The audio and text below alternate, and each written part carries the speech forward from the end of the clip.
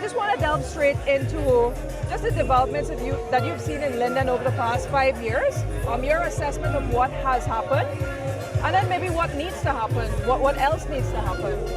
So first of all, I am happy that we are seeing development within the community. I mean, Linden has been labeled as a community that has been marginalized, it has been discriminated against and so forth. But when you look at the evidence and the fact, it suggests otherwise. For example, the government has invested in several signature projects. The Linden to Georgetown repavement road, Linden Highway, is being done. The Linden to Lethem Highway is being done. We would have been told that we were going to get a 2-lane bridge. The government is building a 4-lane bridge. We were told that we were to get schools. We are seeing that the government has invested in the Bamia Primary School. There's a new nursery school in Amelia's Ward, a new nursery school in Wizrock. There's 3 new secondary schools that is going to be built in Region 10. The Christianburg Wisma Secondary School, and 2 new secondary schools for the very first time in the Berbice community, right here in Region 10. We have the biggest agricultural production being done right here in Region 10 with the planting of soya and corn. We have the biggest dairy facility that is being, not in Guyana, but in the entire Caribbean, that is being built right here in Region 10 in Moblissa. So those are some of the signature projects, including the Mackenzie Stadium and soon to be completed the synthetic track. So we are seeing a lot of development happening. Farmers now in the community can take their produce to be processed at the processing facility in Wutuko. So I don't see these developments as evidence of marginalization, evidence of discrimination. We have over 1,000 house lots were distributed to Lindeners. We have recently identified right in West Wutuko an area that can facilitate over 2,000 house lots because it was already surveyed by the Ministry of Housing for Lindeners.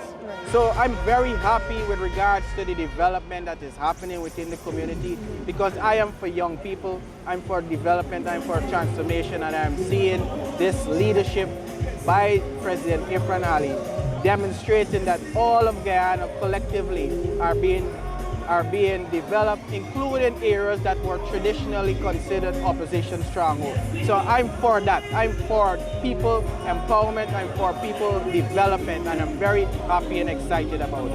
Mr. Figueira, tell me, there's always the concern that you have these big projects ongoing, but there are persons who say those might not necessarily translate to, for example, an improved cost of living. How do you deal with that? How do you respond to that? To improve the cost of living, you have to find the issues that needs to be addressed, like unemployment, for example. So we have seen a significant employ of a number of 10-day workers. The pay is not that significant, but it's putting food on the plates of many families. The Linden contractors are now benefiting. More than 1,200 contractors here in Linden have benefited from more than $12 billion injected right here into the community. So when you see the building of roads, some people say you can't eat roads, but it is the building of roads that put food on people's table. It put monies in people's pockets. It creates employment opportunities so many young people who are on the corner, now they have an opportunity to be employed. This is how you can tackle the issues of cost of living. The government has issued assistance in the education program. I'm a teacher, so I have facilitated the payment of CXC for a number of students in my 22 years in this profession.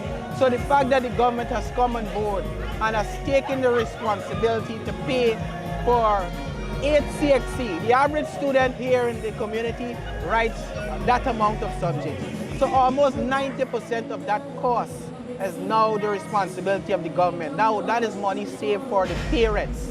So the bridge, for example, the toll-free bridge. Some people are of the view that it should not have happened. I'm of the view that it is something good for the community. Because what it does, the taxi driver now saves money.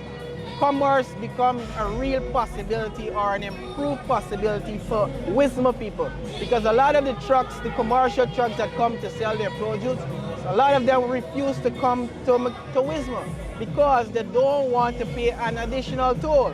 So this in itself presents an opportunity for the businesses at Wisma to equally grow. If it grows, it creates employment opportunities for the locals. So there's a number of different things that are being done. The interest rate on mortgages from the banks has significantly reduced. The government is not only giving house lots, they are giving assistance for persons to build their homes. These are things that is cost effective. These are things that are systems in place to cushion cost of living. And that is how you have to deal with cost of living on a multi-dimensional approach. So I'm very much appreciative of what has been done, what is being done. But equally, there's always room for improvement. And tell us about that. In the next, let's say 5 years, an election cycle, what do you think are some things that must be done in Linden to help Lindeners, or Region 10 as a whole? So the government has gone into the direction of mega agriculture projects, soya and beans. But I believe we need to encourage most of the constituencies. Linden has 8 constituencies. So if the government can expand its shade house program, for example, in all of the 8 constituencies, as well as the outskirts region of Region 10, and put people within the community to get involved in shade house farming, in small production of poultry, and give each constituency 1,000 chickens. The customer base is already in the constituency, so they don't have to look for market. So that in itself, it creates employment opportunity, it puts money in people's pocket, and it helps to address the issues of cost of living. Because one, you're producing more, the prices goes down. So these are some of the things I believe that the government should do. Equally, the road to Linden presents an enormous opportunity for trade. So Linden now has access to the economic giant in South America, that is Brazil, as well as all of the other countries that make up South America. That corridor is going to pass through Linden. So enormous opportunities will be created. So I want on that corridor for Linden people to own land along that corridor there so they could invest in businesses. I hope that the government will give serious consideration to setting up an industrial zone, a duty-free zone right on that corridor, and provide land for people to put businesses, hotels, gas stations, processing plants. These are some of the initiatives I want the government to focus on, because the infrastructure is there. Now you have to put the means in place for people to get access to interest loans so that they could get involved in business. Because the more people get involved in business, the less burdensome it is a responsibility for government to create the employment opportunity. Government has to create the conditions to make people comfortable to get involved in business. Investors will come when the environment is conducive for business and the infrastructure is in place. So there's a lot that will be done, and we will continue to make the representation for the people of our community, the people of Linden, the young people to equally get involved in the development of this community. There's tremendous potential for tourism here in Linden. Plus, we're standing right here. There's no other community in this entire country where a river divides the township into 2 shores. This is a potential tourism prospect. These are opportunities that is being presented to the people of Linden, especially the young people and women. And we are going to advocate and we are going to advise and help them to get involved in businesses. I have helped numerous young people and women to get their business registration. The government has recently put an arm of the deeds registry and commercial registry right here in Linden. So you no longer have to sojourn to Georgetown to get your business registration.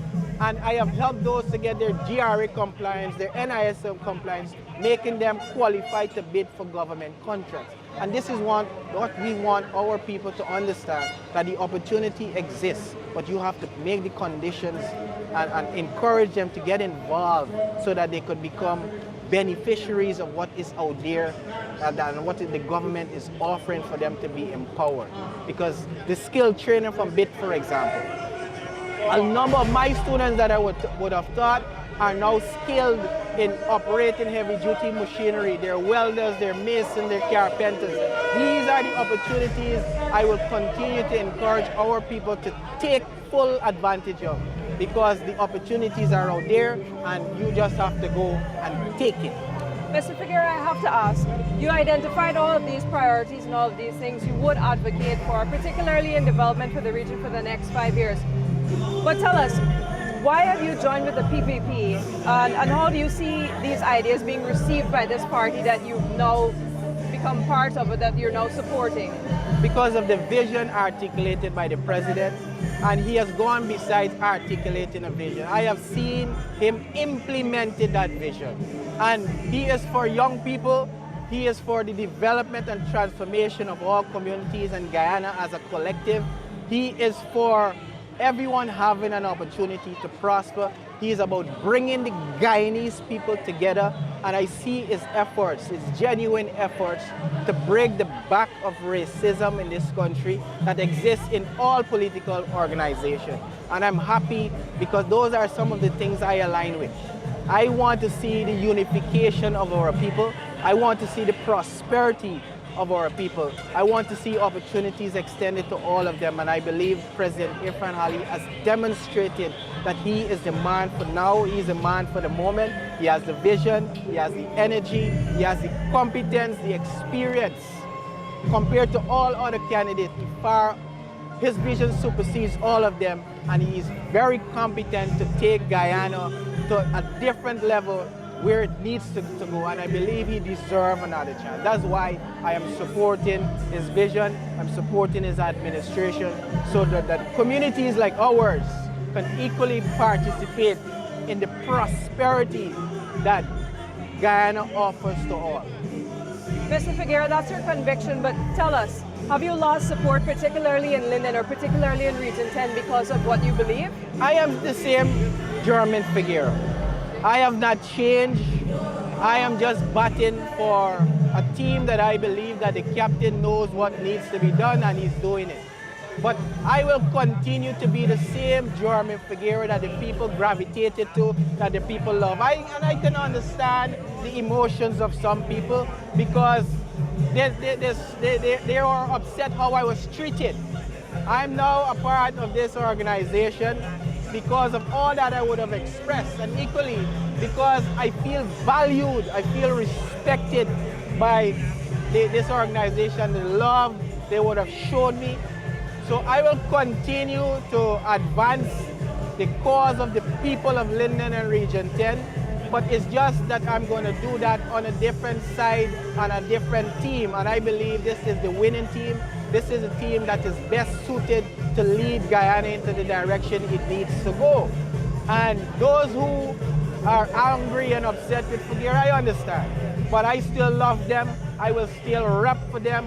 I will still serve them because by heart, I'm a servant leader. All my life, I have been in service to this community, and I will continue to do so.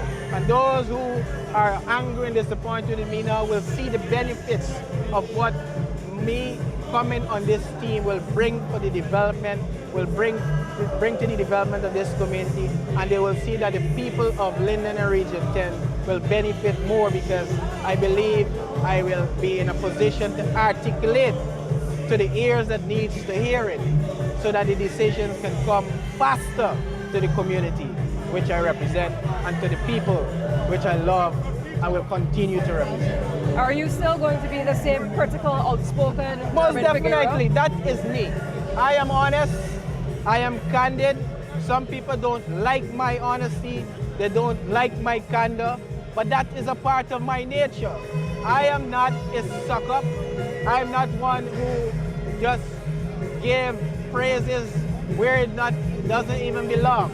And I like the fact that the president is mature to accept criticism, and I could deal with that. So, and the president and I have shared many different views over the past, and I have articulated to him and other leaders in the PPP that I don't think that this is what they're doing that should be done. And I don't offer criticisms alone.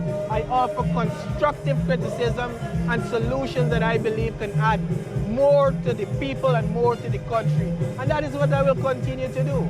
That has always been my style, and that will never change.